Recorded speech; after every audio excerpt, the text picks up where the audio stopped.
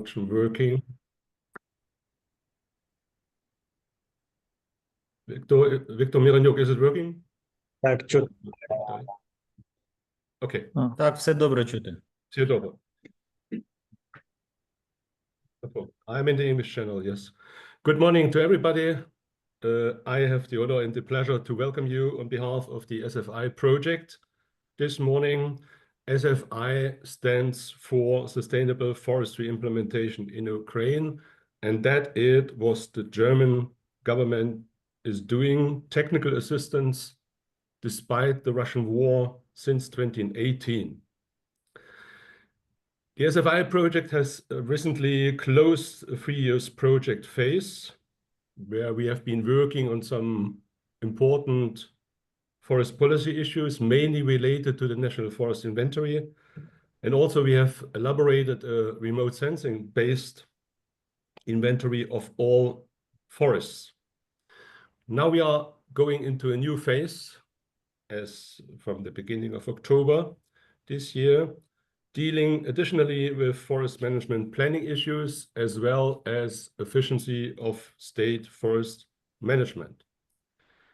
Today, we have invited you in order to inform about some outputs from the recent project implemented and give you, so to speak, as a kickoff meeting, an overview about the new SFI project phase. Most important for us today is listening to your comments, to your questions, to your advice. Our project stands for transparency, for stakeholder involvement, and that's why I think this event is very important. My name is Volker Sasse. I am leading the SFI project, and I look forward to a new 3-year round of collaboration with our Ukrainian partners. Forests are of outstanding importance for natural cycles like CO2 and oxygen, for carbon storage, not only in the forest, but also in wood, for social life, for economic developments. And as risks are increasing, caused by climate change, insects, fires, and others, the key challenge, I think, and we all agree with that, is protection of forest as a functioning ecosystem. Again, I'm glad that you are joining us. I would like to announce about questions and answers and discussion opportunities. So we have 3 windows planned for that. After the opening speeches by state officials is one opportunity. Another opportunity is after presentation of our project outputs from the last project. And then we have in the end a 30 minutes phase duration planned where you can put forward your questions, your statements. Again, we are very keen on to listen to your advice. I'm glad that we have today with us state officials from the German and Ukrainian governments. And we are now ready to listen to Mr. Alexander Semenets. He's the Vice Minister at the Ministry of Environmental Protection and Natural Resources of Ukraine. I have put the title for your presentation, Mr. Semenets, Strategic Options for Development of Ukrainian Forestry Sector. So we are keen on to listen. What are these options? I give you the floor, please. Mr. Semenets. Доброго ранку, шановні учасники круглого столу. Я радий вас вітати від імені Міністерства захисту довкілля і природних ресурсів України, від імені міністерки пані Світлани Гринчук, яка, на жаль, не змогла взяти участь сьогодні в зв'язку з тим, що в цей же час відбувається засідання Кабінету міністрів України. Тому я хотів би виразити слова вдячності уряду Німеччини і, зокрема, Федеральному міністерству продовольства та сільського господарства за ті кроки, які були здійснені для підтримки відновлення та сталого управління українськими лісами. І, зокрема, в цей непростий для України час. Я з задоволенням відзначу, що ця співпраця в нас стає вже традиційною. Вона розпочалася ще у 2017 році в рамках німецько-українського аграрно-політичного діалогу.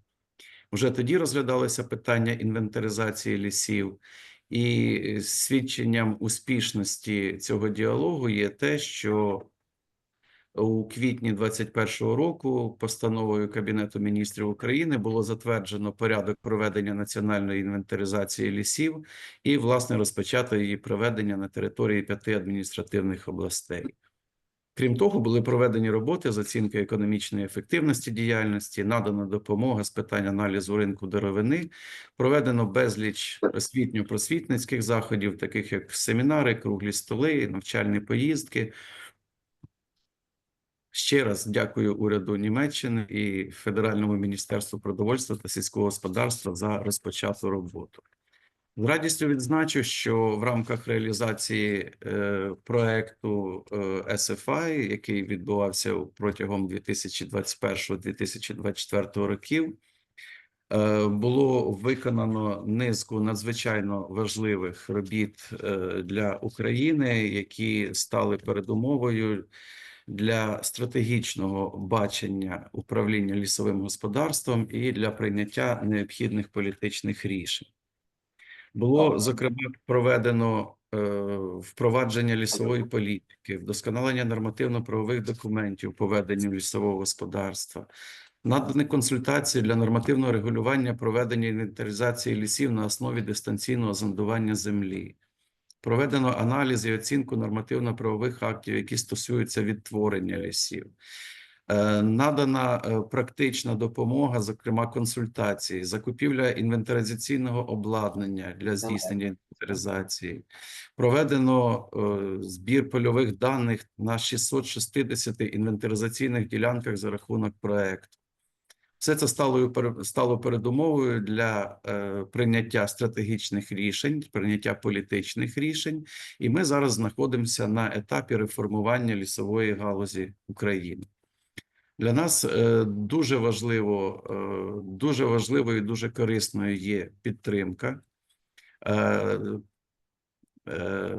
імплементація передового європейського досвіду у цій сфері, адже саме на шляху європейської інтеграції України перебуваємо ми наразі, і швидкість нашого просування в цьому напрямку певною мірою і залежить від якісного впровадження проєктів і допомоги уряду Німеччини в лісовій галузі.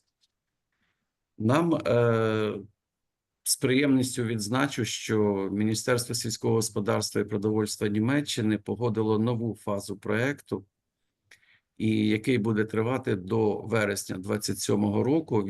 Його цілі, його компоненти повністю скорельовані з нашими прагненнями. Вони включатимуть, зокрема, підтримку впровадження лісової політики, приведення законодавства у відповідність до актів Європейського Союзу, підтримку впровадження національної інвентаризації лісів і вдосконалення планування багатофункціонального ними. Також в рамках проєкту передбачається дуже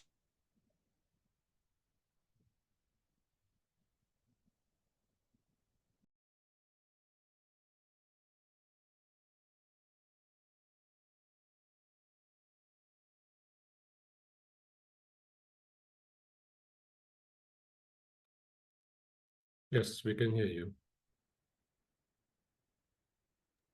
В нас просто вимкнулося світло, зараз перемкнулося, зараз перепідключиться.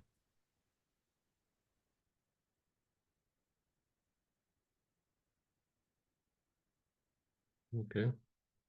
Let's wait a second.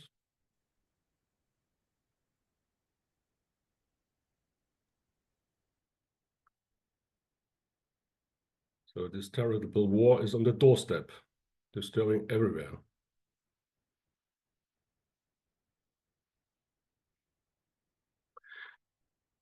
Okay, I think we might come back to Mr. Siemens then afterwards. I wanted to express my gratitude about his words and his competency he expressed in his speech because it's very important to get from the ministry clear, justified directives with regard to the strategic development of the forestry sector. In the past, we have been working together with the ministry and also providing some advice. So any strengthening of capacities in the ministry, I think, is welcome by all of us, especially the colleagues in the forestry sector in Ukraine. With these words, then I hand over to the representative of the German government, of the Ministry of the Federal Ministry for Food and Agriculture. Mr. Thomas Baldauf is representing the Department for International Forestry Relations. Hopefully I'm in the right way expressing it, but Mr. Baldauf can correct me. With this, I hand over to Mr. Thomas Baldauf from Germany. Please, Mr. Baldauf. Yes, thank you very much, Volker Sasse, and I hope you can all hear me well. Dear Mr. Vice Minister, I hope you can connect again, Excellencies, dear colleagues. I'm very thankful to be invited to speak at this round table of the project on sustainable forestry implementation on behalf of the German Federal Ministry for Food and Agriculture. I'm very grateful to be invited here and very grateful for those very important words of the Vice Minister just now. Colleagues, the war led by Russia, which is destroying lives and futures, even in these moments as we speak here, is also destroying forests and thereby the future in the forestry sector of Ukraine. In this context, I feel all the more thankful that Germany can play its role in this project, supporting Ukraine in the development of appropriate means to be used for strategic state forest management and policy decision-making. The remarkable results that have been reached by forestry experts from Ukraine and Germany show an enormous progress. For example, in the development of a remote sensing-based national forest inventory and its transparent presentation on a freely accessible website. It is these remarkable results that can and should be used in the upcoming new project phase for sustainable forest management. In this respect, we also acknowledge the Herculean task that the Ukrainian officials and the forestry sector, as for example, the State Forest Resource Agency of Ukraine, that Viktor Small and his whole team is currently performing within the current process of a detailed needs assessment. I understand that the good cooperation between all involved actors is the basis for this aforementioned success. And I would like to emphasize that the continuation of such cooperation is also needed for the upcoming phase. As such, we are all the more looking forward to the process of our joint memorandum of understanding, and I recognize that our embassy and the Ukrainian Ministry of Environmental Protection and Natural Resources are currently working towards this process. Concluding my short foreword, I would like to give my appreciation also to other joint forestry projects between Ukraine and Germany. Apart from a capacity building project by A&W, there's also a well-known project by the Eberswalde University for Sustainable Development on the development of productive and resilient forests. And as we speak, we are trying to finalize a third project, joint project that would be coordinated by FAO. Dear Mr. Vice Minister, esteemed colleagues, you see, today's roundtable can be seen as an important element in a broad approach of Germany's support for Ukraine and the collaboration of the German Federal Ministry for Food and Agriculture and the Ukrainian forestry sector. I wish all the project involved actors and I wish the whole Ukraine a good and secure future. Thank you. Thank you, Mr. Baldauf. I can only underline again our deep gratitude about the persistent support we have received by the German government, and this is related, I would say, to the implementing agencies, GFA, IHK Agrar Consulting, and Unique Land Use GmbH. The representatives are here today. So altogether, I think it's a good teamwork, and I am proud to be having the opportunity to lead this project over the coming 3 years, and hopefully we will do our best and reach results which are useful for Ukraine. With that, I'm opening, maybe there are at this very early stage already some statements by participants, other officials. I see here representatives of the State Forest Resource Agency. I see representatives of State Forest Management Planning Association. I see representatives also of the State Enterprise Forest of Ukraine.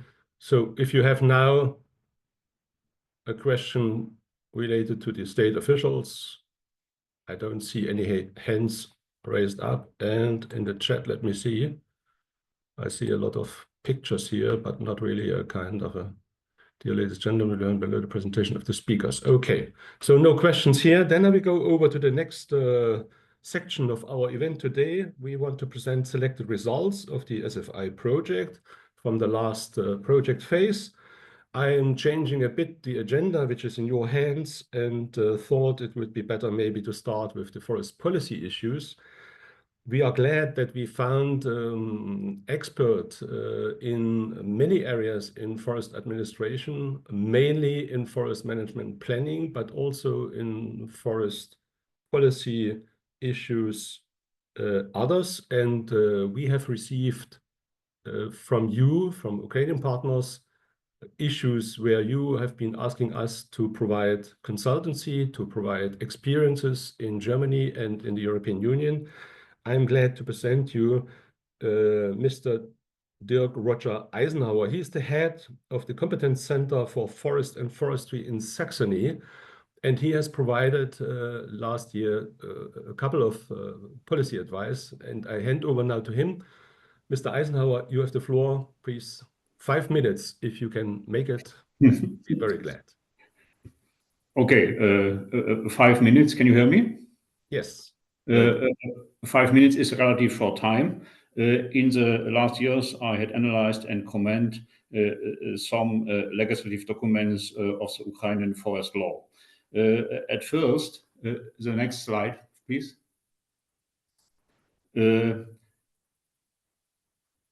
The Ukrainian law of forest reproductive material consequently implements the standards of European law to national law.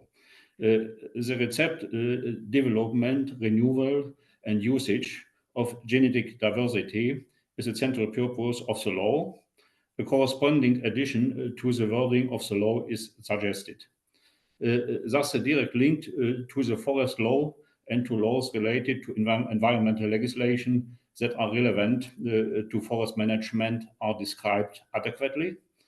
Simultaneously, competence and responsibility of the forest administration for the genetic diversity of forest phytocynosis are proved. The next, please. The major critique of the represent legal text comprises in the breakdown of competences and responsibilities between the Environmental Department and the Forest Department. The contradictions to the development, programmatic implementation, and the realization of the National Forest Sustainability Strategy are essential. For the latter, a concentration of competence and responsibilities within the forest administration by the law would be consequent. Next. In principle, the legal directive 2011-1992 EU does not propose an environmental impact assessment for forestry actions. Annex 2 of the legal directive is relevant in this purpose. Thus, forest conversion to other land uses or the reforestation of open landscape can be part of the environmental impact assessment. Therefore, the member states specify thresholds and criteria. Thus, the national judgment is significant and must be exhausted in the context of the Ukraine national forest policy. Next. The present legal concepts of the Ukraine that are related to the environmental impact assessment refer to significant regulation facts of sustainable forestry. The aimed standard consequently exceeds the regulative frame of the Annex 2 of the directive from the EU. This development must be critically questioned in the context of the national resource economics of the Ukraine. The next. The implementation of the direction of EU in national law of Ukraine should be oriented on its minimum standards. An expansion of the environmental impact assessment on regular forestry action should not occur. As consequence, effective structures and instruments of the sustainability control should be established within the forest administration, and according to this, the available resources should be concentrated. Next, the increase of forest cover of the Ukraine must be understood as national resource strategic goal. The term resource does not refer to the supply of wood, but to the functionality of the natural landscape conditions. On this basis, the designation of priority areas for the increase of forest cover should be part of the landscape development plan. A strategic environmental assessment would meet these requirements. The presented legal concepts to only partially follow this logic. Next.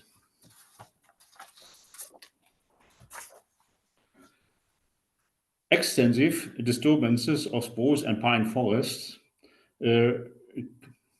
cannot be prevented by environmental impact assessment or forest protection actions, as well as comprehensive administrative regulations. On the contrary, wide competencies of the forest departments are essential to accomplish critical forest protection situations within the initial phase. Forest protection actions, such as sanitary cuts, should not be part of environmental impact assessment. The next.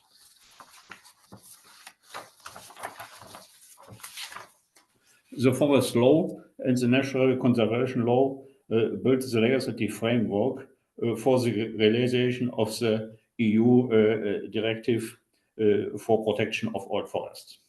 The purpose of this legal direction is to avoid the destruction of old core forest by the transparent and rule consistent utilization of wood. The realization of the legal direction is based on the competence of the forest departments. Utilization of wood, including old growth forest, should not be equated to the forest destruction a priori. The form and structure of wood utilization, as well as its intensity and the technological realization, are highly relevant in this context. So, thank you. It was my short statement to some legal acts of the Ukraine in the last year.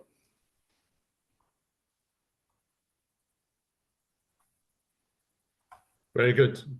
Thank you very much, Mr. Eisenhower. You sticked into time perfectly.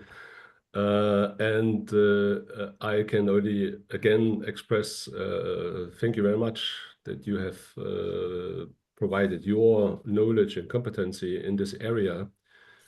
I can mention also that we have been asking another expert, Mrs. Polyakova, to map the EU requirements, to update the mapping. What are the EU requirements, as we want with the new project also to assist Ukraine again in the area of forest policy to go ahead with regard to EU approximation.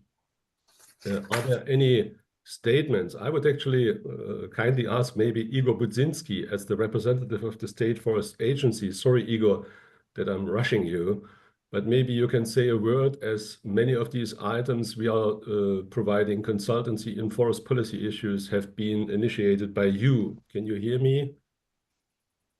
Would you say a few words? Yes. Так, доброго дня. Доброго дня всім присутнім. Радий бути на цій зустрічі, досить важливій для українського лісівництва. Як правильно сказав пан Засе, дійсно Державне агентство лісових ресурсів виступало ініціатором певних законодавчих ініціатив, які на сьогоднішній день розглядаються Верховною Радою або розглядалися Верховною Радою.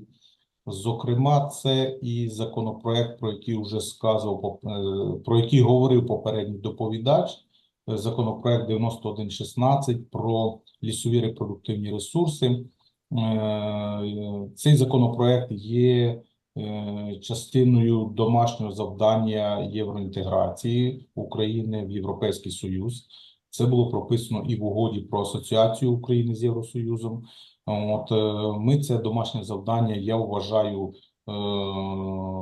достойно виконали і подали проект закону разом із народними депутатами. Вони взяли на себе цю відповідальність і внесли на розгляд Верховної Ради цей законопроект. Ми долучалися до нього, до розробки однозначно. Тому на сьогоднішній день цей законопроект прийнятий в першому читанні Верховною Радою, і готується до другого читання і прийняття в остаточно в цілому, як закон. До речі, сьогодні мала бути запланована зустріч в комітеті Верховної Ради, де також ми будемо приймати участь і обговорювати остаточні правки народних депутатів до цього законопроекту. Тому я надіюся, що найближчим часом він буде прийнятий як закон, і це досить позитивно вплине на лісове господарство в Україні, на нашу думку.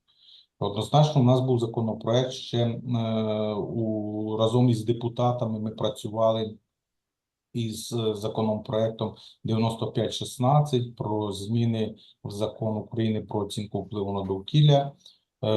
Досить законопроект, який наробив багато, скажімо так, галасу в певних колах України, але на нашу думку він був цілком логічний, тому що ми цим законопроектом старалися привести норми національного законодавства до норм директиви 92-ї Європейського Союзу, зокрема виключити ту діяльність, яка була туди введена стосовно планових рубок головного користування, стосовно там суцільних санітарних рубок, які виникли в результаті певних, скажімо так, надзвичайних ситуацій.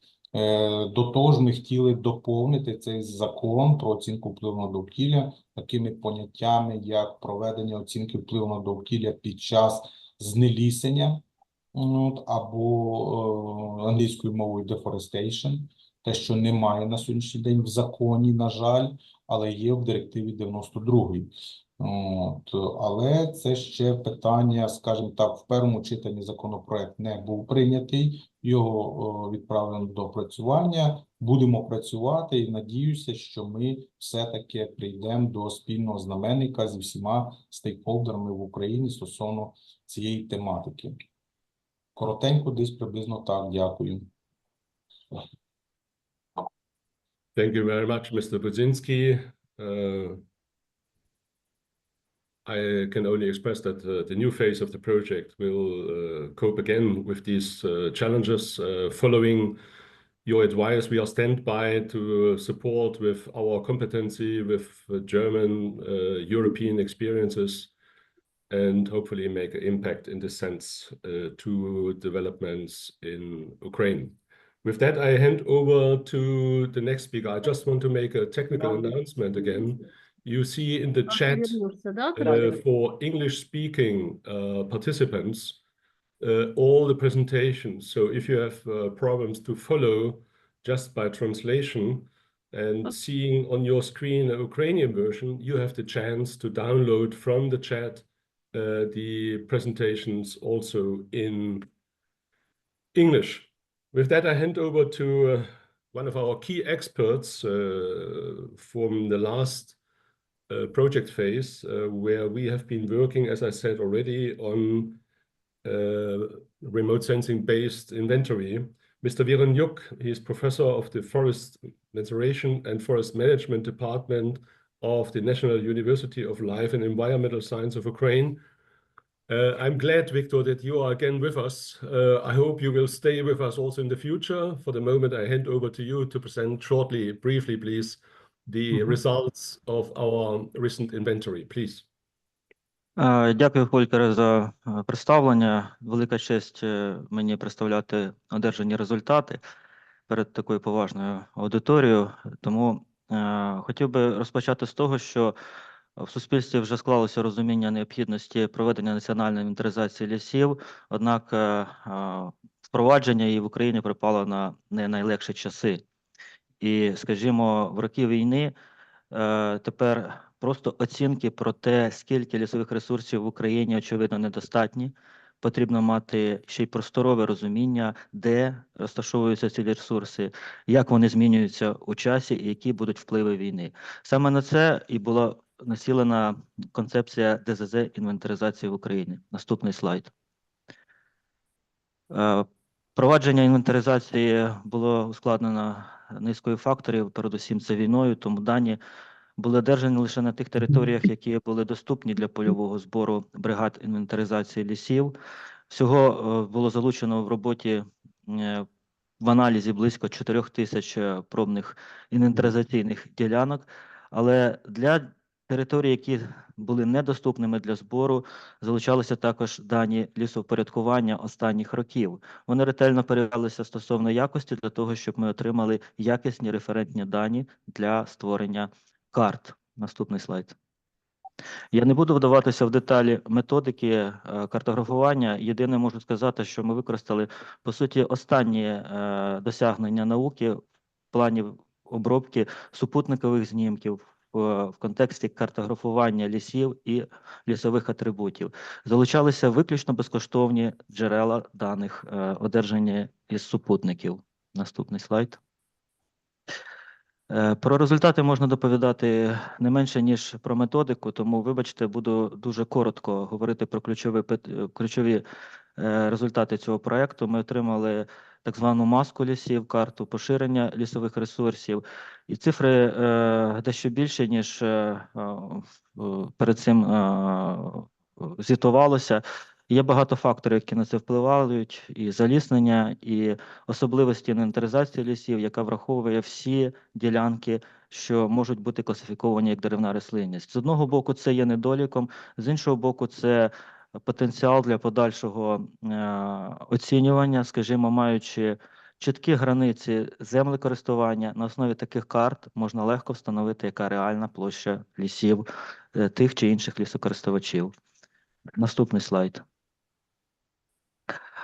Особливістю інвентаризації є те, що вона не просто дає карти, вона дає оцінки. Оцінки в просторовому вимірі.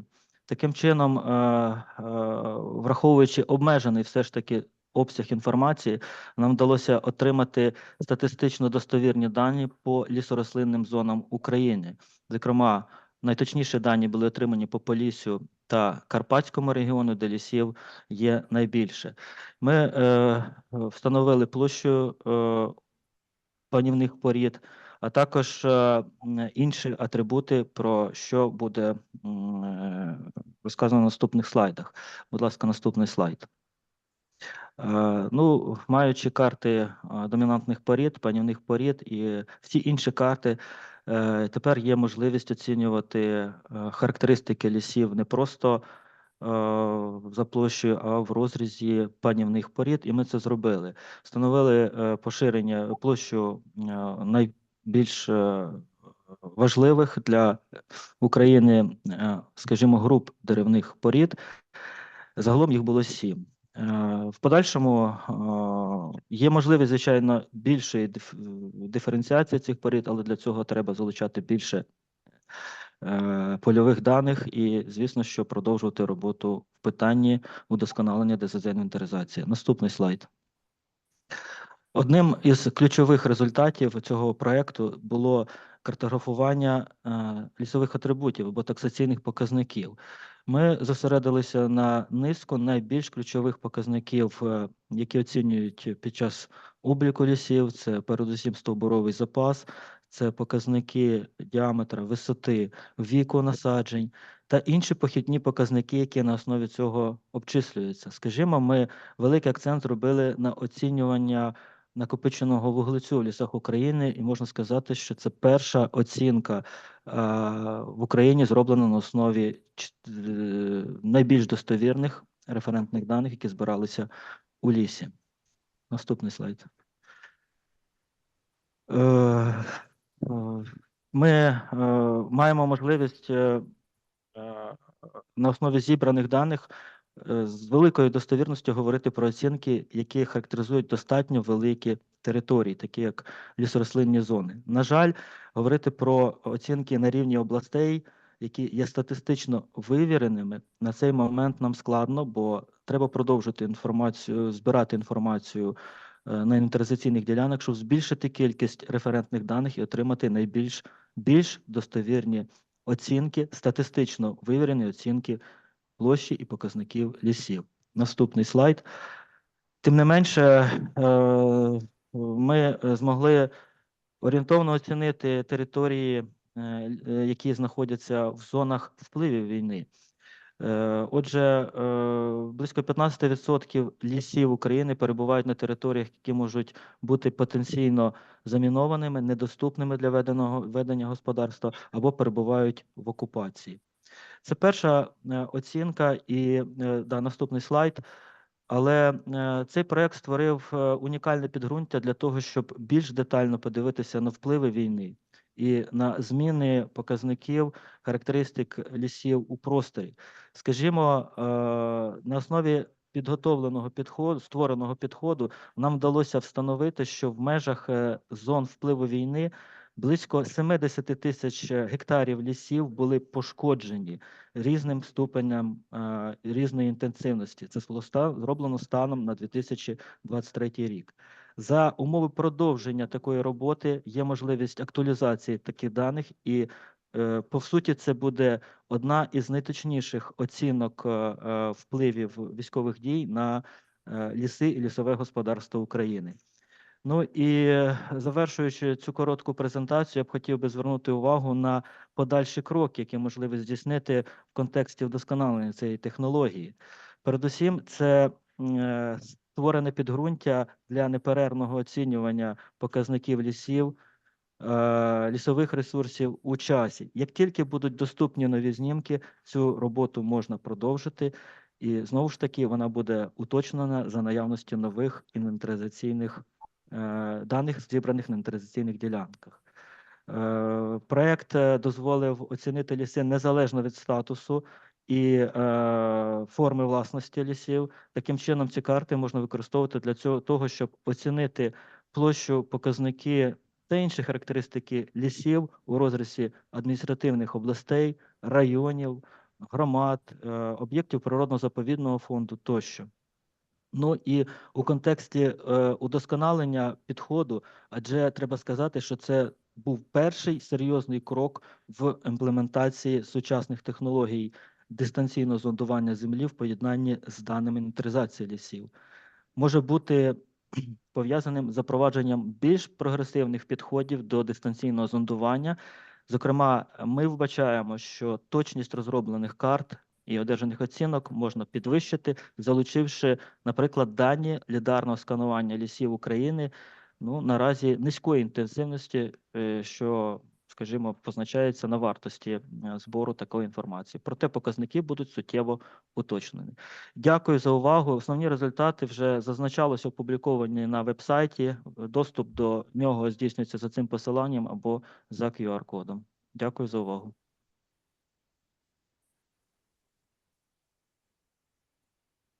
Thank you very much, Mr. Miranyuk.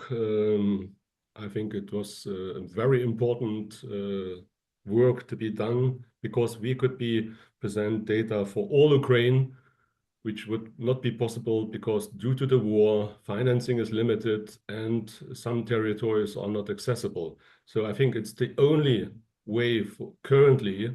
Hopefully in the future we can switch back to other methods, but for the moment, it's the only opportunity to map and to do an inventory for all forests of Ukraine. You have possibility to access all the data. The website was provided by Viktor Miranyuk.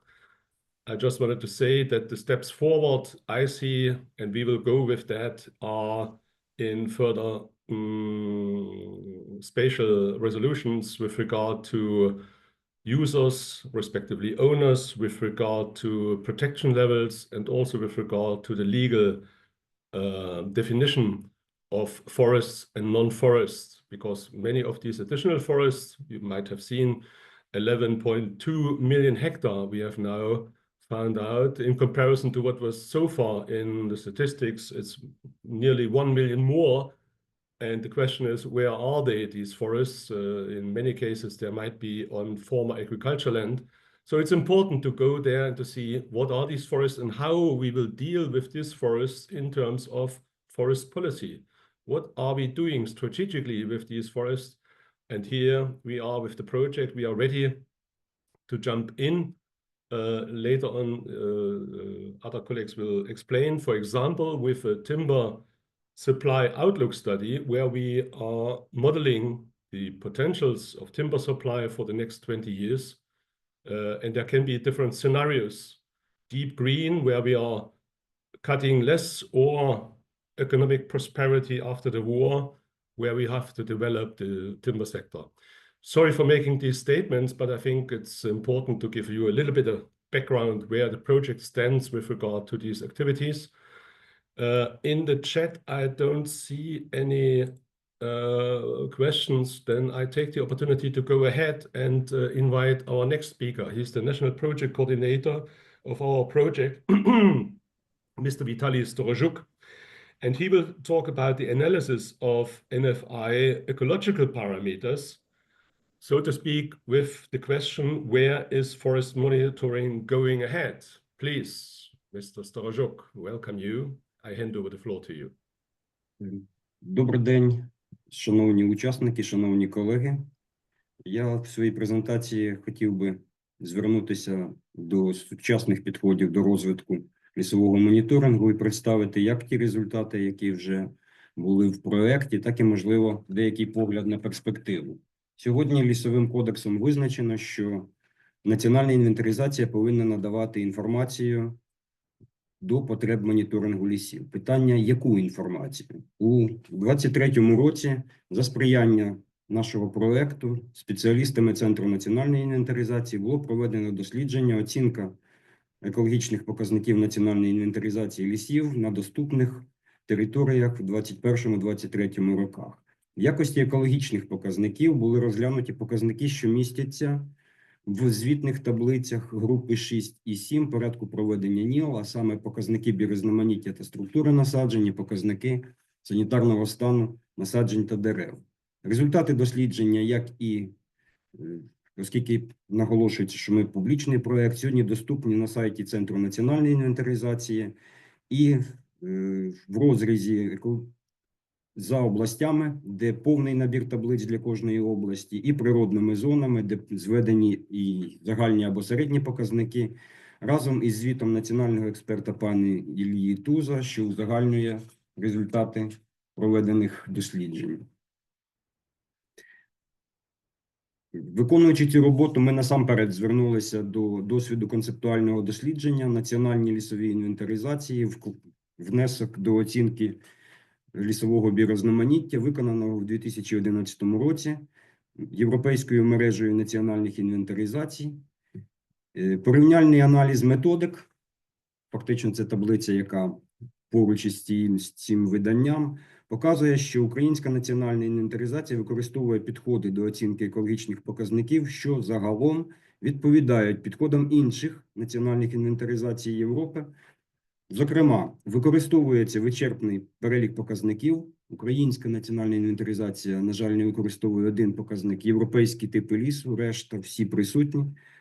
Наявні відповідні методики збору та представлення даних. І це, серед іншого, означає, що є можливості для гармонізованого порівняння цих оцінок з національними інвентаризаціями інших країн, а також наявні фактично необхідні умови для представлення екологічних показників національної інвентаризації лісів України для європейської та міжнародної звітності.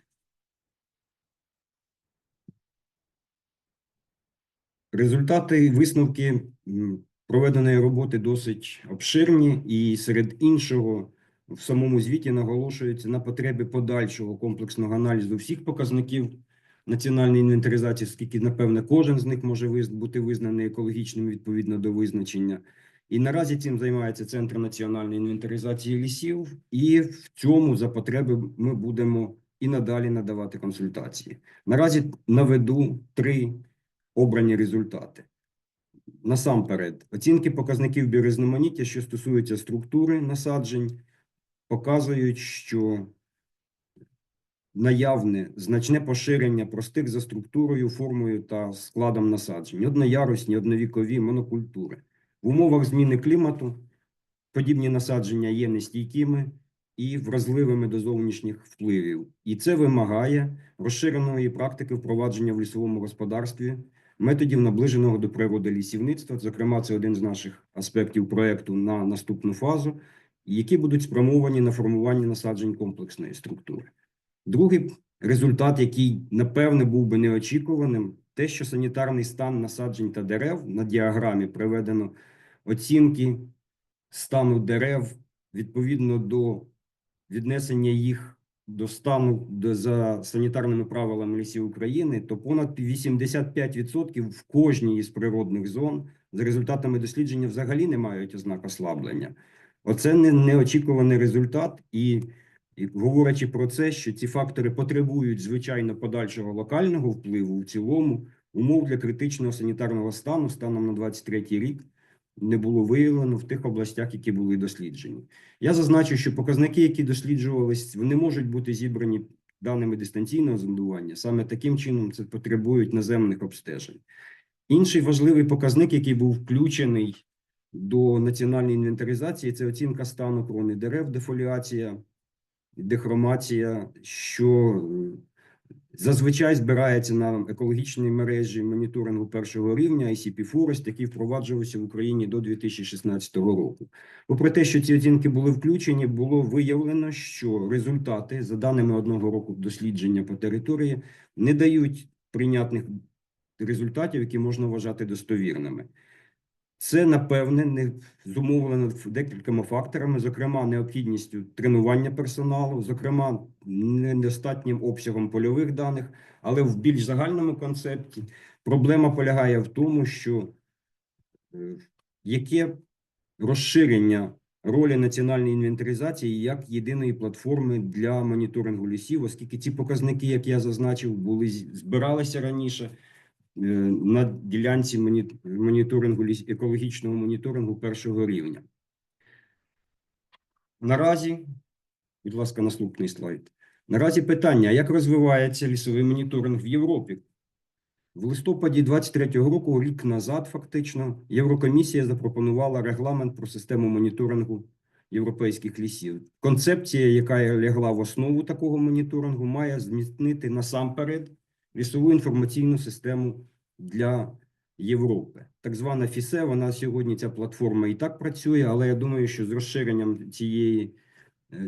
з прийняттям регламенту набагато більше інформації про ліси можна буде отримати. А з іншого боку, я цитуватиму фактично із сайту Єврокомісії, система принесе економічні вигоди, оскільки вона допоможе лісівникам продавати такі екосистемні послуги, як поглинання вуглецю, і розвивати нові бізнес-можливості, одночасно збільшуючи масштаби вуглецевого землеробства та сприяючи пом'якшенню наслідків зміни клімату та адаптації до них. Тобто контекст цього регламенту досить широкий. Сам регламент передбачає збір інформації на 3 рівнях. Насамперед, на рівні Єврокомісії, тобто рівні Європейського Союзу. Дані мають збиратися на основі супутникових знімків системи Копернікус, тобто супутникових знімків Sentinel, саме тих, які прозвучали в попередньому дослідженні. Звичайно, подивлячись на слайд, ми бачимо відразу, ті, хто приймали участь у роботі, що кількість показників і їх необхідність представлення набагато ширша, чим була в тому дослідженні, що ми виконали.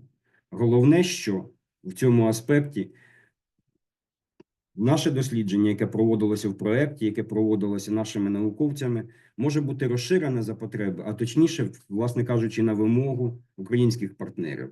Якщо говорити про левову частину інформації, то вона буде надаватися країнами-членами на основі національних інвентаризацій. І нарешті останній слайд. Система моніторингу довкілля і, зокрема, моніторингу лісів в Україні в стані розбудови. І відповідно до положень нещодавно прийнятого закону, Кабінет міністрів схвалив у цьому році порядок функціонування державної системи моніторингу довкілля. Основні завдання, які ставляться до суб'єктів моніторингу, можна легко спроєктувати на національній інвентаризації. Я не буду їх повторювати за браком часу. Скажу тільки про можливості інформаційного обслуговування органів державної влади, зокрема забезпечення звітності за міжнародними договорами. Насамперед, це те, що говорилося щодо оцінки екологічних показників, проте в поєднанні з дистанційним зондуванням землі це, наголошу, єдина система, яка надає інформацію про всю країну. Удосконалення методів національної інвентаризації разом з дистанційним зондуванням в поєднанні – це розробка, крок до розробки або удосконалення нової національної системи моніторингу, звітності і верифікації викидів поглинання парникових газів у лісовому господарстві. Зокрема, така система необхідна для нашої звітності за Кіотським протоколом та Паризькою угодою. Які ж висновки? Висновок, напевне, що національна інвентаризація є уже готовим скелетом для майбутньої розбудови системи моніторингу лісів України. Якщо зважати на завдання євроінтеграції, про що говорив пан заступник міністра, то інтеграція до європейської системи моніторингу сьогодні мала б бути або повинна бути в пріоритеті Міндовкілля і Держлісагентства. Це величезний пласт роботи і, зокрема, можливості, в тому числі для нашого проєкту, щоб сприяти цьому підходу. Дякую.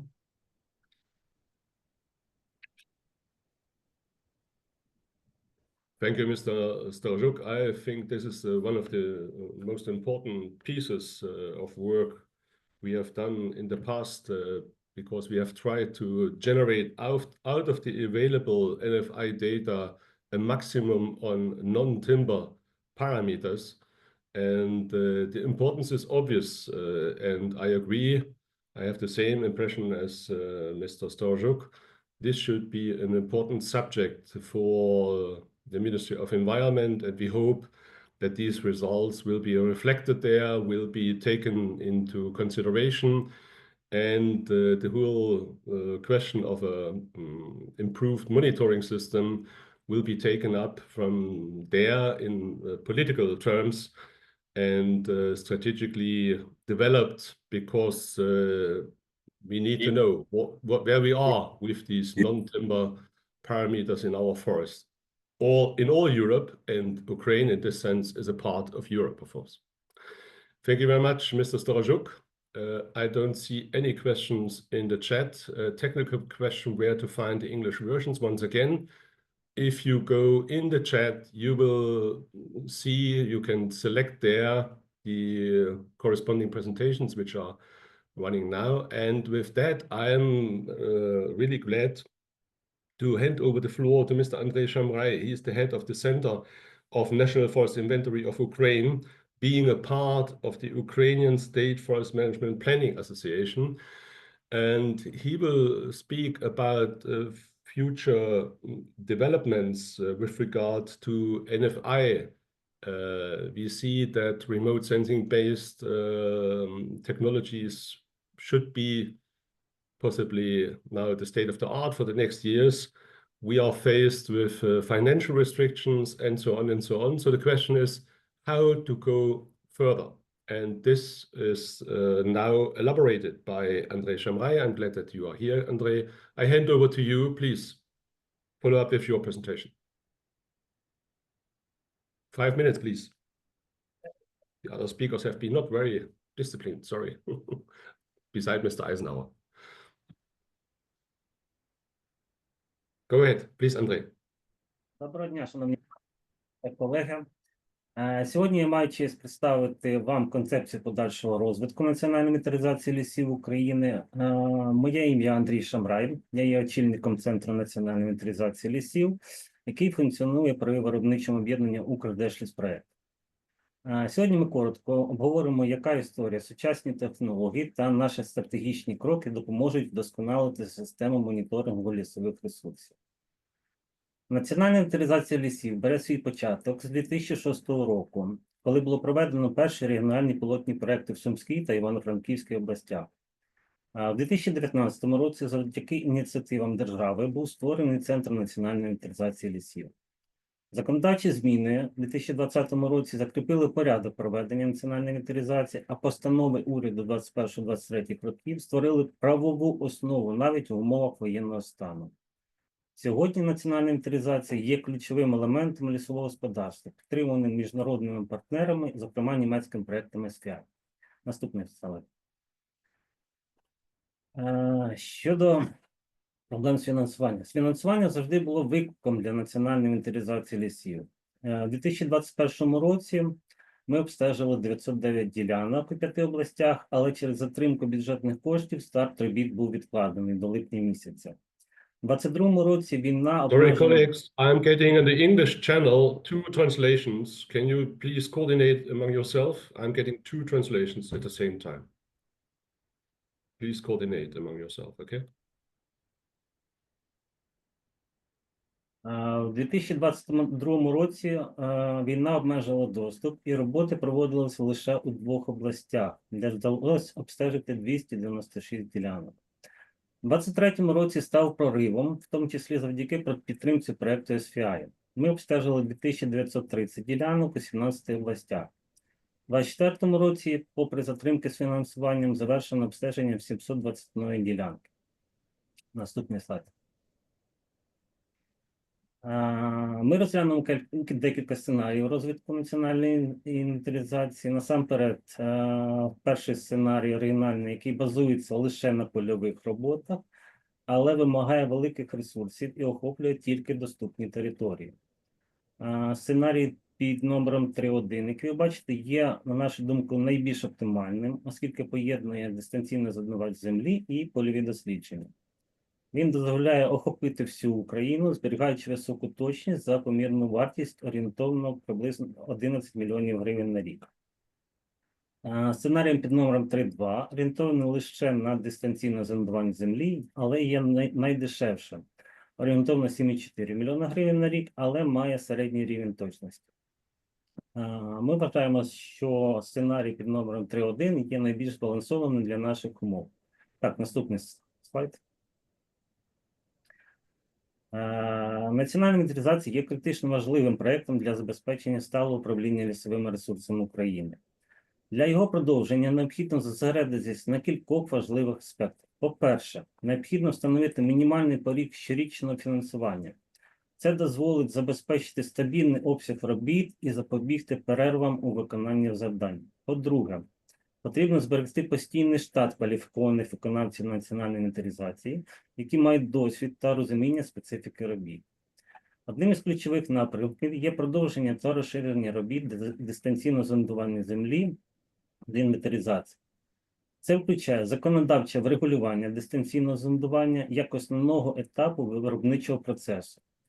Використання супутникових даних дозволяє значно розширити перелік показників, які можна отримати, зокрема для оцінки стану лісів, їхнього росту, динаміки та змін.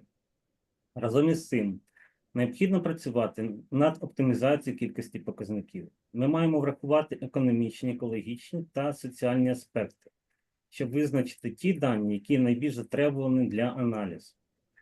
Пропонується впровадити регулярно розріджену щорічну мережу інвентаризаційних ділянок. Такий підхід дозволить узгоджувати дані національної інвентаризації на тендерній основі. Дані між роками та підвищити точність аналізу змін. Ще одним перспективним підходом є проведення збору польових даних національної інвентаризації на тендерній основі. Це сприятиме підвищенню конкуренції та залученню нових виконавців. Наступний слайд. Інтеграція сучасних технологій стала основою для вдосконалення національної інвентаризації. Я не буду зупинятися на цьому слайді. Це було висвітлено на презентації Віктора Валентиновича. Тому наступний слайд.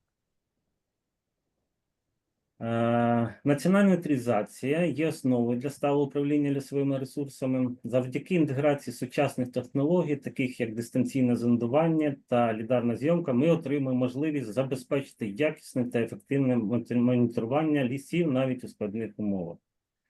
Вибір сценарію, який поєднує дистанційне зондування землі та польові обстеження, дозволяє досягти оптимального балансу між точністю, покриттям і витратами. Інтеграція сучасних IT-інструментів і навчання персоналу є невід'ємними елементами, які підвищують ефективність роботи національної інвентаризації лісів. Водночас, стабільне фінансування та розширення міжнародної співпраці забезпечують довгострокову стабільність і розвиток національної інвентаризації. На цьому в мене все. Дякую за увагу.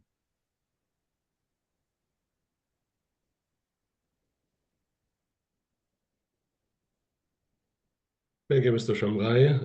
Also here, I would say thank you very much for your presentation for sure now, but also for the persistent collaboration over the last years. We know that's a difficult time for implementation of the National Forest Inventory, and you are one of the activists in your organization to keep up with all the difficulties which are on the way. And I think it's good to do that. It's good for the country because inventory of forests is one of the key elements to make strategic forest policy developments and decisions.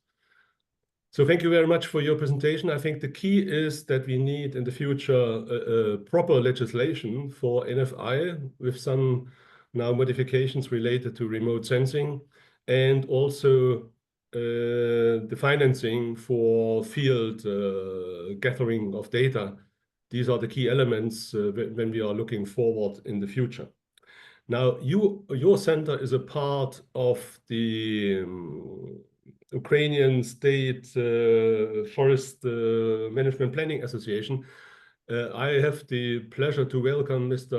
Melnichenko, who is the director. Maybe Mr. Melnichenko can say a few words, because all these elements, the last we have mentioned about the National Forest Inventory, about the non-timber parameters we have presented, and also now about the concept, are under your supervision in your organization. And maybe you can say a few words about how do you see the collaboration with our project. Please, Mr. Melnichenko.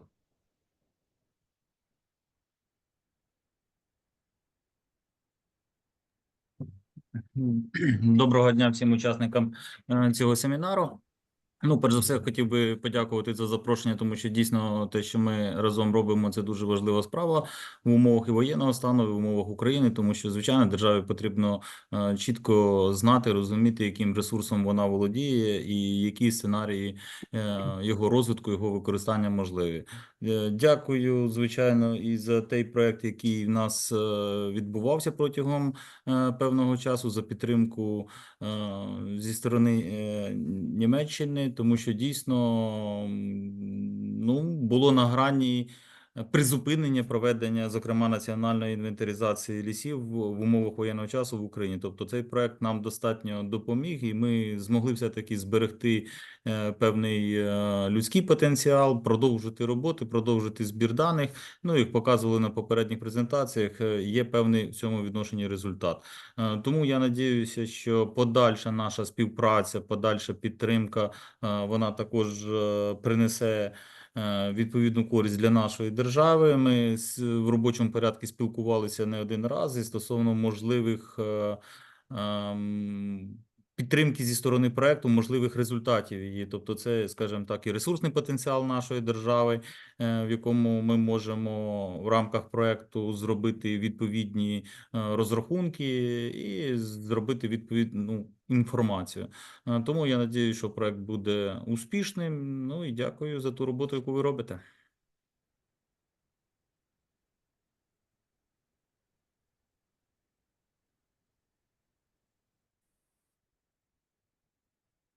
На жаль, я не чую щось з звуком. Thank you very much for this words of appreciation, and I have the same to say from my side. I really welcome and grateful for the collaboration with your organization, for your support. I am looking forward to see you personally again in Ukraine. We are planning to come in the beginning of the year. We will have a project steering group meeting, possibly in Ukraine. So thank you very much again for your support, Mr. Menichenko. I have seen one question in the chat from Mr. What was his name? Mr. Yuri Derbal. He is asking about close to nature forestry. He's putting his question forward to the State Forest Resource Agency, but I would not actually encourage now Mr. Budzinski to answer. I just will tell a little bit by myself what we are planning. I should tell you that one of the key elements of our future project consultancy is related exactly to nature-oriented forestry. In many cases, it's not really understandable why the share of clear cuttings is still so high, and why are we planting trees where the nature would do it by itself if it's done in the right way with the right forestry approaches. Especially this is important, seems to me, my personal opinion, when we are looking forward about changing of markets. How can we say what type of quality of timber is expected in 50, 80 years?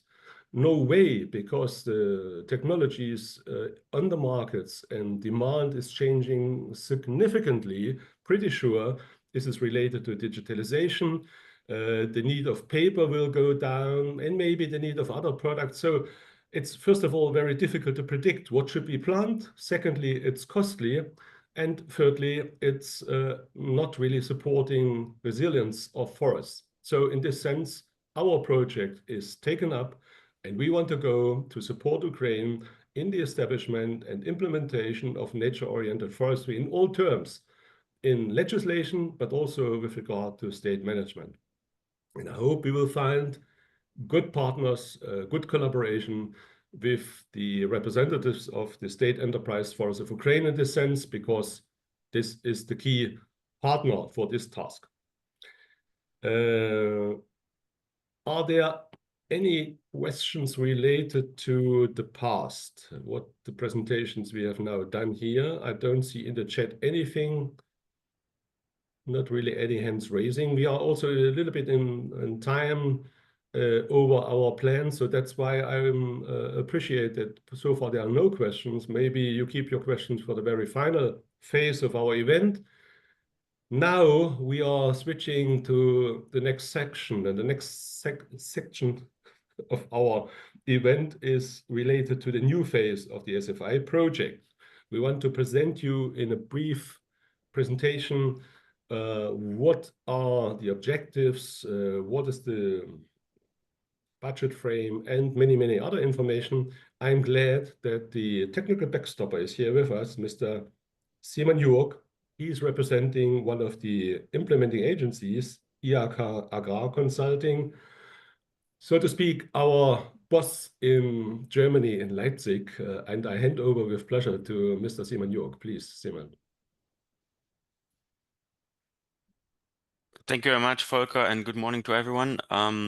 Yeah, basically, next slide, please. I will present briefly what's about the next phase. So this is pretty much a continuation what we have seen so far in the previous 3 years.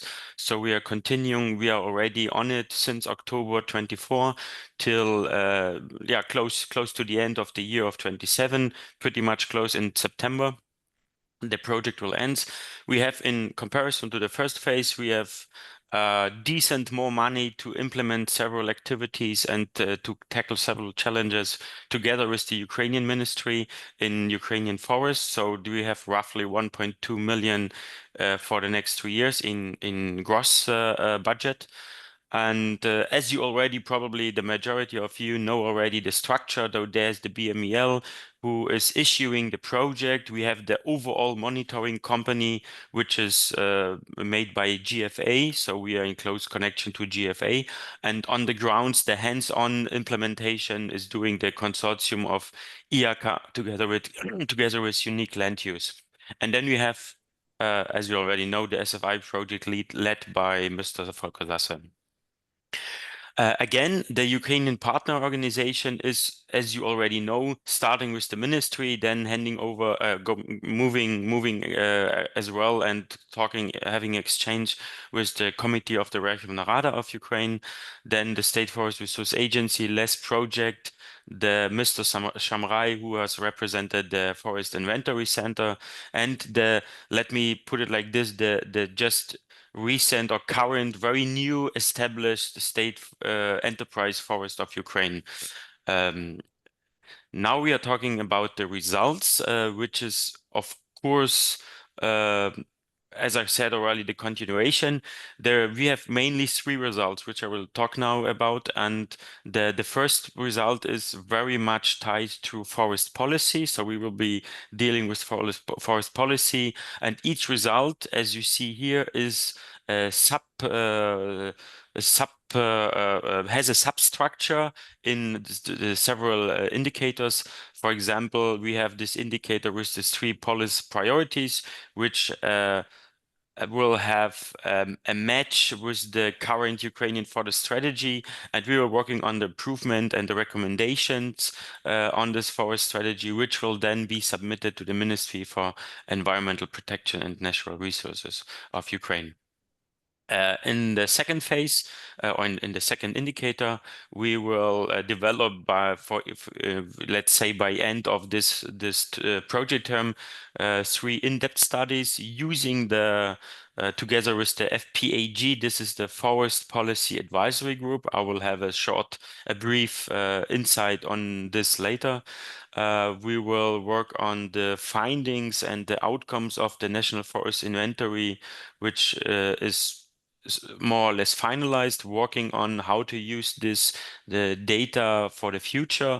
Let me tell you an example. For example, the timber outlook study, for example, could be an action of this, or for example, the timber usage, which is of course a result of the National Forest Inventory. Just small examples in this case.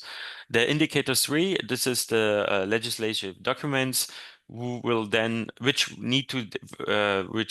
need or lead to the improvement of the legislative framework for these priority areas in the forest strategy. And even here, the indicator highlights the submission to the ministry and the parliament of Ukraine. Result number 2 is more, let me put it like that, is more focused on the administration level, whereas the result number 1 is forest policy. Then we have result number 2 on this administration level, just roughly told. So here we will have develop a capacity building plan, for example, capacity development plan for this LIS project staff and LIS project organization. And this indicator number 2, this we will handle this training stuff for the Center of National Forest Inventory and the State Forest Management Planning Association. Let's put it like we will have this training and this training of trainers touched. And here, as you already ask in the chat, this is the close to nature forest management concept. So we will the project will elaborate with the help of Ukrainian and German experts state-of-the-art forest management plan, considering, of course, this close to nature management, and of course, which is in line with this FSC, PEFC regulations. So here we have to work with there's a working group established, or a German Ukrainian working group established already by the help of the German government, which is dealing with the close to nature forest management. So this project will work with this working group together closely in this regard.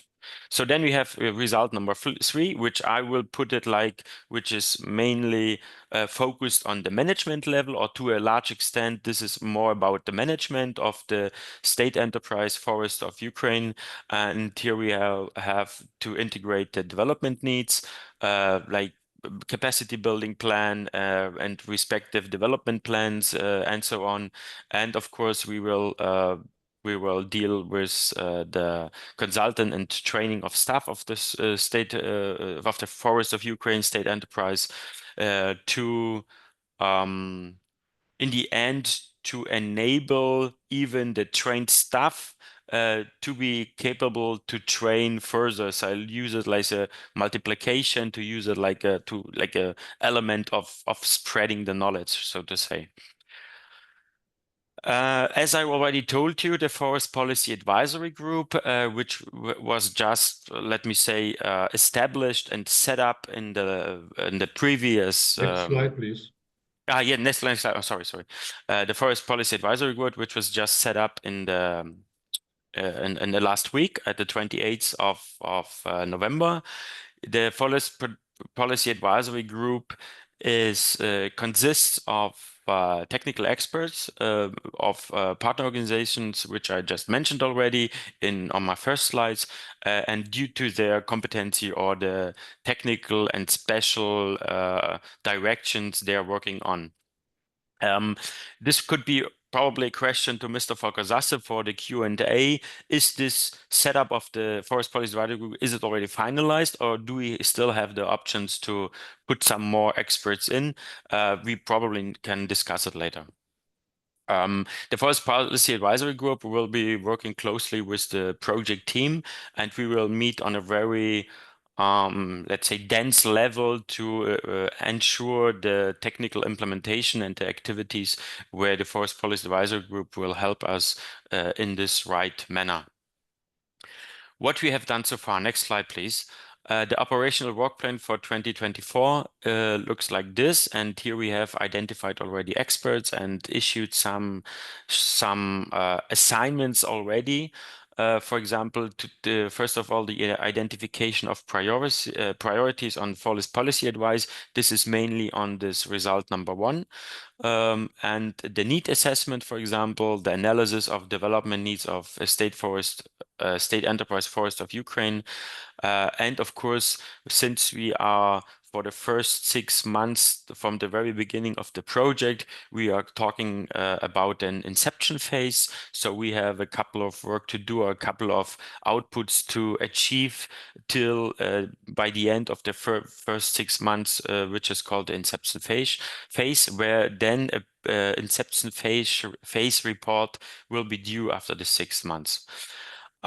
Last slide. Then we have here the plan for in the term of the next 6 to 7 weeks. We will have, as I already mentioned, the inception report and inception workshop. Then we have the yearly implemented coordination meeting of German actors in the field of forest in Ukraine. For example, as you probably know, there's not only working this German project we are talking right now about in Ukraine, but there's a couple. Mr. Baldov just mentioned, if I'm not mistaken, the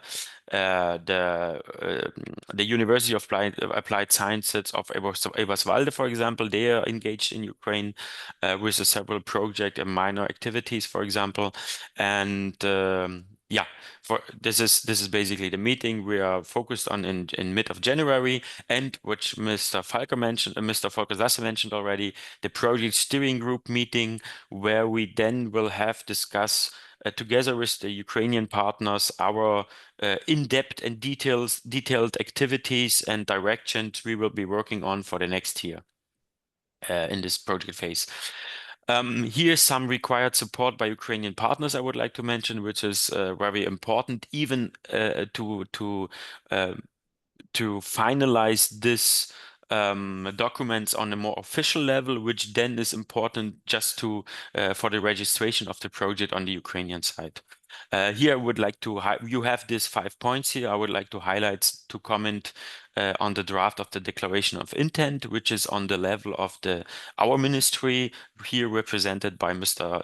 Thomas Baldauf, and on the Ministry of Economic Protection and Natural Resources from the Ukrainian side, which is very important to us. And on the sub level, so to say, on the project level, we need to talk, of course, about the implementation agreement, which is then signed and discussed by the consortium IRK Unique and the State Forest Resource Agency of Ukraine. So far, and let's then discuss our topics. Thank you very much, Mr. York, for this brief overview. Before we go into questions, answers, and statements, I just want to ask, please, Mrs. Alina Simitska, our project assistant, to put again forward all the presentations in the chat. Some people have opened the chat or have joined us later, possibly, and that's why they cannot see in the chat. Mr. Bronner is saying that he cannot see it.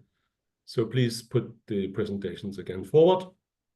I see here one question in the chat, and then I'm opening the floor. Mrs. Svetlana Krakowska, you want to express your question by yourself, Svetlana, or I should read it from here? Are you there? Well, hello. Actually, question is very simple and short. So I just want to know, will it be cover adaptation of forestry or forest to future climate change? So some projections in implementation of sustainable forest management. Thank you for this question. I try to answer as much as I can and ask the colleagues then to support me maybe. Truly, climate change is hampering development of forests, and that's why our project cannot go away from this challenge. In many aspects, we will touch this subject.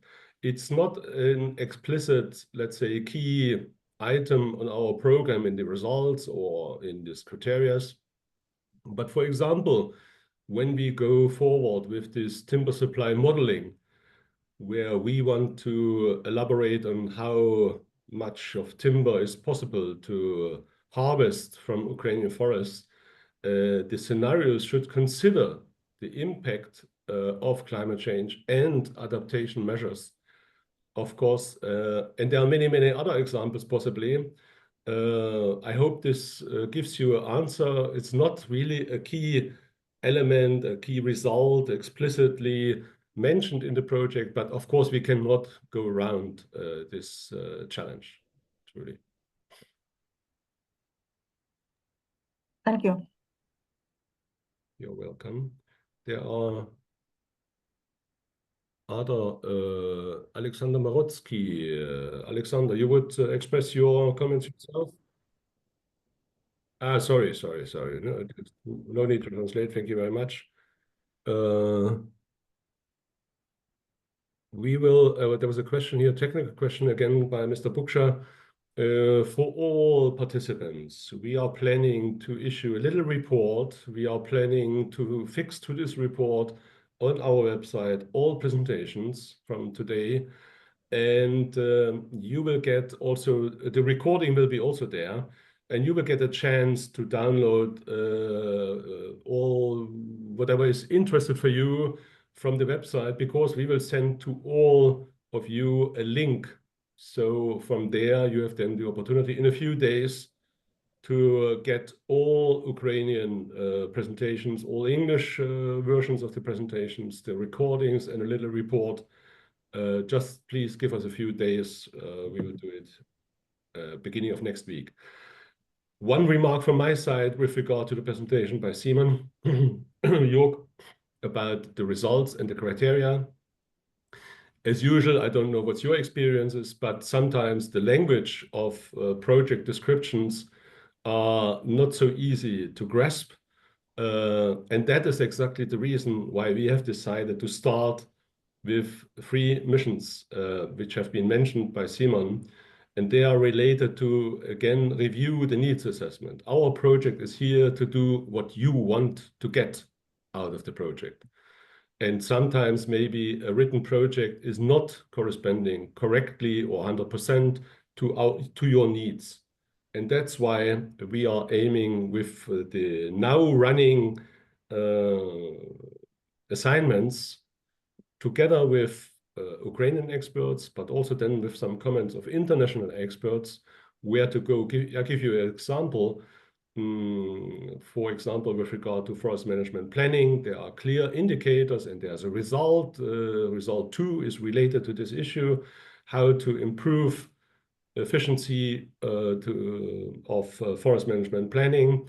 We are in close collaboration with the State Forest Management Planning Association, and in this sense, we want to start here with a review of the needs and to find the priorities to be expressed by the responsible management of the State Forest Management Planning Association.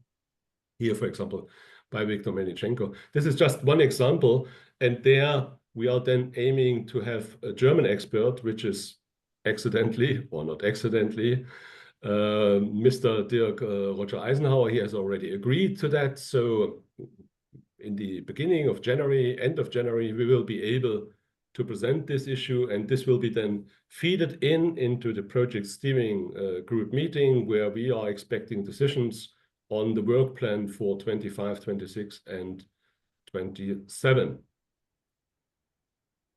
So, dear colleagues, this would be now the opportunity to put forward any questions, statements, comments. I see the hand of Mr. Buksha. Dear Igor, welcome to our meeting here. I hand over the floor to you. Дякую, пане Фолькере. Сподіваюся, що мене чути нормально, тому що камеру я, на жаль, не можу включити. І я передусім хотів подякувати за таку запрошення до такої важливої події і хотів прокоментувати кілька важливих аспектів, які нам були представлені в рамках презентації. Передусім хочу сказати, що SFI-проект був, мабуть, головною рушійною силою, який дозволив розпочати національну інвентаризацію лісів України. Без цього проекту я дуже маю великий сумнів, що ця інвентаризація стала б такою успішною. І це вкрай важливо, тому що для України мати загальнонаціональні оцінки достовірні – це, мабуть, один із ключових пріоритетів. І я мав кілька питань до людей, які робили презентацію, але я хотів би сконцентруватися на наступному проєкті. І мені здається, що серед ключових моментів в наступному проєкті, в подальшій діяльності, це забезпечення інституційної спроможності України продовжувати національну інвентаризацію, розвивати моніторинг і гарантування якості даних.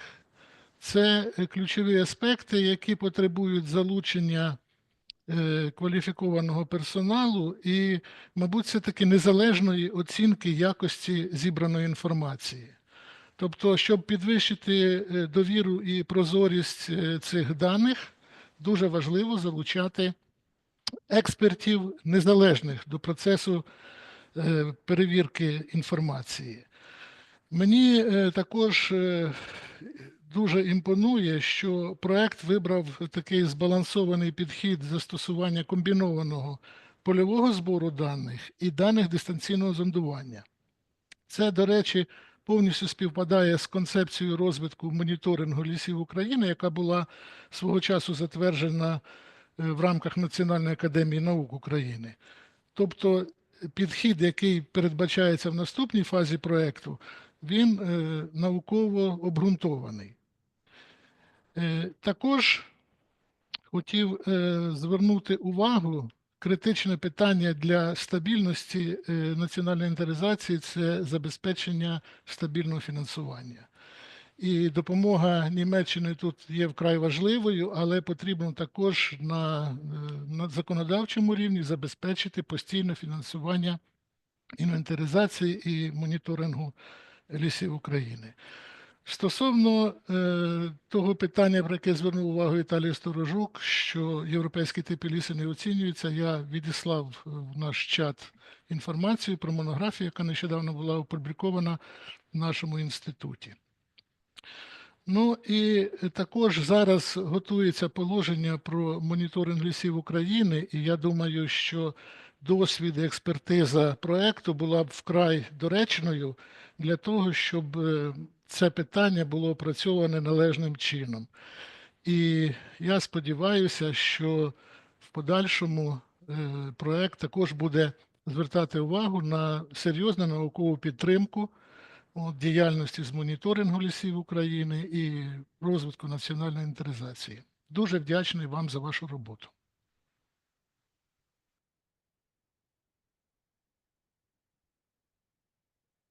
Thank you, Mr. Buchscher. I fully agree with you about the importance of funding. Many things we are talking about require state interventions with corresponding budgets. I would simply use the opportunity to draw attention also to, so to speak, efficiency potentials in the sector by itself. For example, when it comes to just a few examples, outsourcing of forest management, planning work, I mean, field data gathering, there are potentials in terms of outsourcing. When we are talking about nature-oriented forestry, I think there are a couple of things where we can save money. And also, in some cases, I have the impression that we are doing many, many things in forestry which are related to traditions, to our motivations, to our ambitions, forestry ambitions, doing the best we can for the forest. But if it's not financed and if the timber selling is not gathering enough money, then maybe there's also a way to think about leaving certain activities, because if they are not to be able to finance, then we should not do it, not putting pressure in financial terms on the state forest management. Just an example. So the one thing is state funding, state budget, fully agree. The other thing is to find potentials for efficiency in the forestry by itself. Thank you, Mr. Buchscher. Other comments, remarks, questions? Yes, please, Mr. Storozhuk. And Mr. Bronner afterwards. Я хотів би прокоментувати або розширити те питання, яке підняв Ігор Букша. Ми дійсно мали тісне і продовжуємо тісне співробітництво з лабораторією, яку він очолює, лабораторією з упорядкування лісового моніторингу нашої провідної установи, провідної наукової установи Українського науково-дослідного інституту лісового господарства і агролісомеліорації, і за керівництвом наукового колективу, очолюваного директором інституту, ось ця монографія, яка вийшла в цьому році, лежить на столі сьогодні, і ми стикаємося як проект, як державні органи, як виконавці національної інвентаризації з питанням. Є проблема, є показник, і як внести ці зміни, щоб відповідний показник збирався національної інвентаризації. Тут питання не в самому показнику, який потрібен, а в тому, що українське законодавство, на яке підготовлене, воно є зарегульованим з досвіду німецьких колег, і те, що говорилося про спрощення законодавства, саме оцей показник ліси, типи лісу, є одним із тих, який необхідно включати, але ми маємо провести аж всю цепочку змін, включаючи законодавчі зміни, з тим, щоб цей необхідний показник національна інвентаризація збирала. Звертаючи на цю увагу, це потрібно щоб висвітлене питання, яке підняв Ігор Букша, ввійшло в need assessment, тому що ми думаємо, що серед іншого важливим аспектом проекту є допомога, консультативна допомога в змінах законодавства, в тому числі по національній інвентаризації.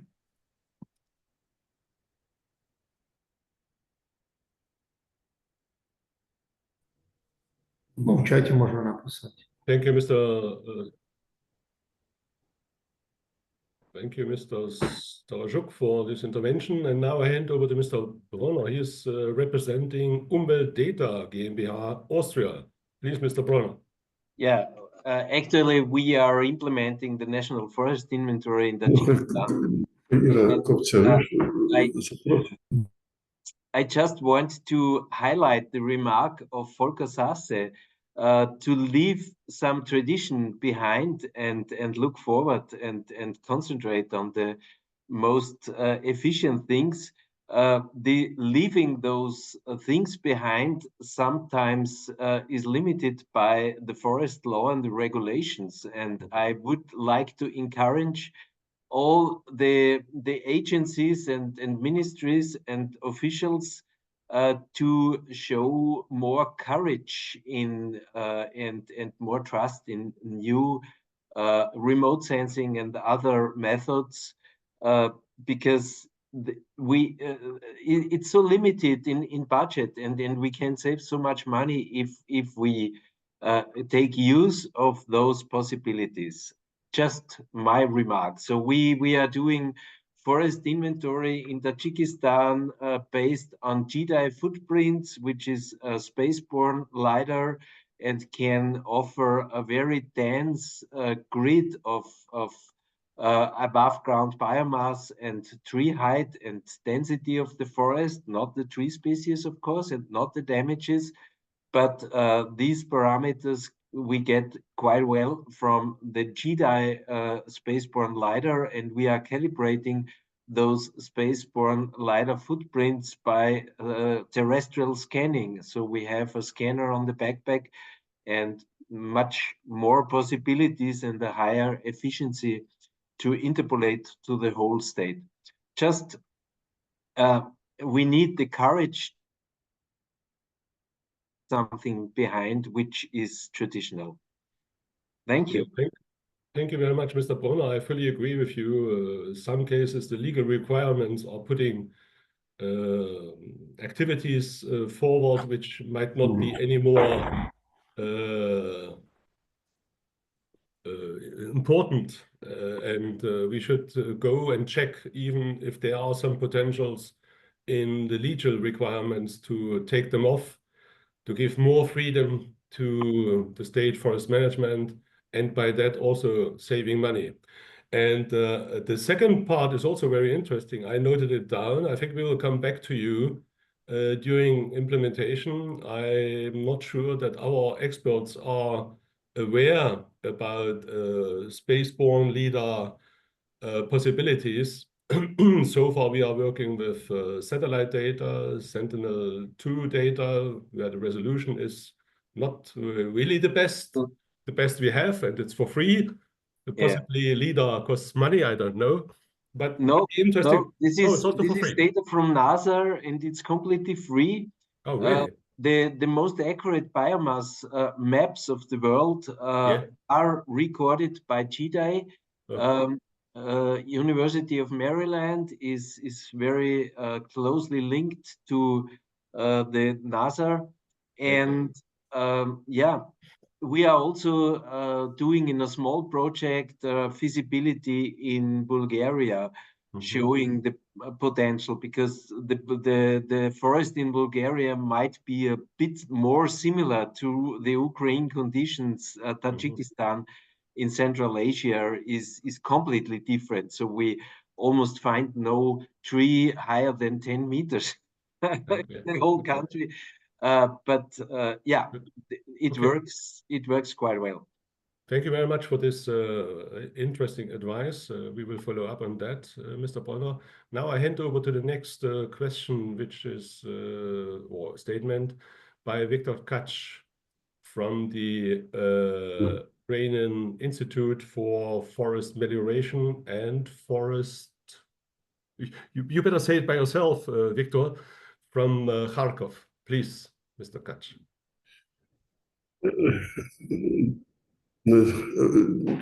Фолькер, велике спасибі за можливість мені зробити маленький виступ такий в виді репліки. Я представляю український директор інституту Українського науково-дослідного інституту лісового господарства та агролісомеліорації імені Висоцького. Інститут в місті Харкові знаходиться і має широку мережу науково-дослідних підприємств по всій Україні. Це нам дає можливість вирішувати низку наукових проблем, пов'язаних із вдосконаленням ведення лісового господарства в лісах України. В тому числі і ряд проблем вирішувати, пов'язаних із вдосконаленням лісового законодавства. Ну, а стосовно сьогоднішнього нашого питання, я хотів би з свого боку виразити колосально велику свою особисту повагу і вдячність нашим німецьким колегам за ту велику підтримку, яку вони надають у сфері підтримки діяльності лісового сектору економіки, у сфері, зокрема, лісовпорядкування і питань, пов'язаних із вдосконаленням національної інвентаризації лісів. Я особисто дуже вдячний і пану Фолькеру Зассе за його велику організаційну роботу по реалізації, зокрема, проєкту. Я переконаний, що проєкт буде і надалі успішно розвиватися. Сьогодні були дуже хороші виступи, як на мене, змістовні, і вони показують, головне, що вони показують ті проблеми, які потрібно нам вирішити в найближчі 2-3 роки. І якраз і цінність цього проєкту якраз у цьому і полягає, що він не тільки підбиває підсумки тої роботи, яка була зроблена за минуле, але і він надає нам, визначає ті завдання, які потрібно нам вирішувати на перспективу. Безумовно, що проблем дуже багато є і використання дистанційних методів зондування, тому що, зокрема, стосовно національної інвентаризації, це питання складне. Я думаю, мої колеги з цим погодяться, тому що дуже виникає багато питань, пов'язаних із тим, як можна використовувати методи дистанційного зондування землі для отримання більш детальної інформації про стан наших лісів. Ну, це питання трошки іншої частини розмови. Я хотів би ще з свого боку акцентувати увагу на тому, що, на превеликий жаль, ми забуваємо основне питання ведення лісового господарства – це типізація лісів. І якраз це наші дослідження, які були опубліковані в останній монографії, показали, що ті типи лісу, які виділяються в Україні, вони в багатьох випадках лісопорядкування вимагають деякого уточнення і обґрунтування. Тому, використовуючи уніфіковані списки типів лісу, ми вважаємо, що їх потрібно десь, очевидно, на законодавчому рівні узаконити з тим, щоб передати їх для лісопорядкування, щоб використовувалися саме ці типи лісу, які пропонує сьогодні наука. Практично в тій монографії, про які мова йде сьогодні, то узагальнені результати досліджень в галузі лісової типології практично за останні 50-70 років лісової науки України. І ми переконані, що це дасть можливість нам краще вирішувати багато питань, пов'язаних із вдосконаленням системи ведення лісового господарства. Стосовно вирішення питань, пов'язаних із біологічним різноманіттям, збереженням біологічного різноманіття, пов'язаних із запровадженням принципів сталого розвитку лісового господарства. Це є основа ведення лісового господарства. Тому я переконаний, що цю роботу потрібно буде зробити в найближчий час, і ми цією роботою будемо опікуватися якраз у найближчі роки. Ну і на закінчення ще раз хотів подякувати і колегам, і, повторюючись, і нашим німецьким колегам за те велике сприяння, яке сьогодні вони нам надають по вирішенню тих завдань, які сьогодні постають перед лісовим господарством України. Велике спасибі. Ну, на все, спасибі. Thank you, Mr. Tkach. And I just want to correct, you are from the Institute, Ukrainian Institute for Forest and Forest Melioration. Sorry that I maybe misspelled it in the beginning. I fully agree that, and thank you for your support to the project. I fully agree that the non-timber functions are of special importance, and that's why we are talking in our project permanently about multifunctionality, which means that on all forest stands we have at the same time different functions to be considered in a certain priority. Timber production is only one of them, and maybe not the most important. So I take from your intervention that the most important thing for state forest management is not producing money, is not making profits, but it's keeping forest in shape, forest protection as ecosystem. And this is also what we, stemming from the background of European experiences, we want to promote with our project. Now I hand over the floor to Svetlana Karkovskaya. She's from the Ukrainian Hydrometeorological Institute. Svetlana, I give you the floor, please. Yeah, thank you. Я, напевно, українською мовою, оскільки у нас є переклад і багато колег. Так, я з Українського гідрометінституту, я завідувачка лабораторії прикладної кліматології, і так само я ключова експертка в проєкті АПЕНА-3. І, по-перше, я хочу подякувати за запрошення і доєднатися до всіх подяк, які вже прозвучали.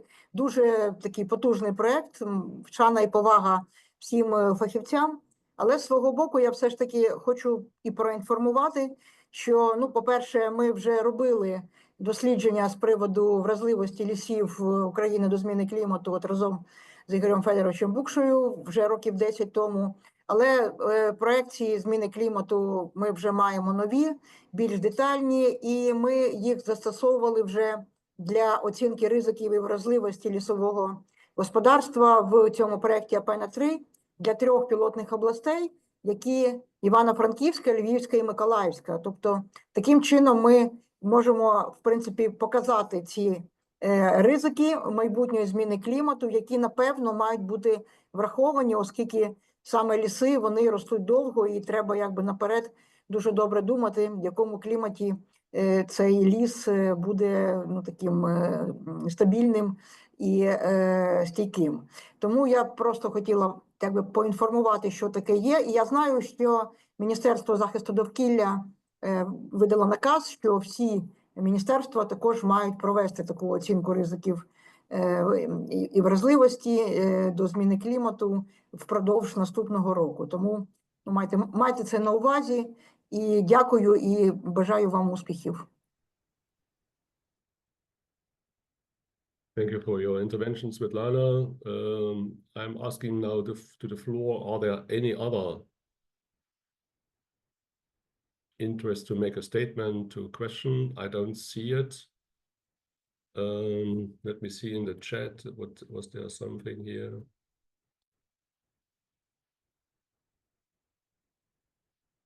Okay, it's about Getty.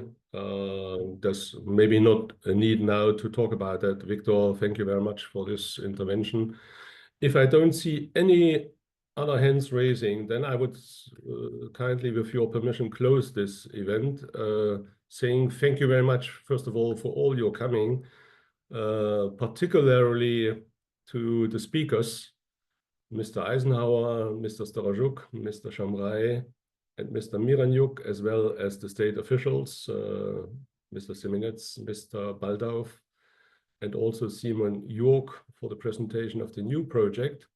Thank you very much for coming. Thank you very much for your discussion, for the questions. And last but not least, thank you very much to the interpreters. You made a wonderful job. And to all of you, see you soon.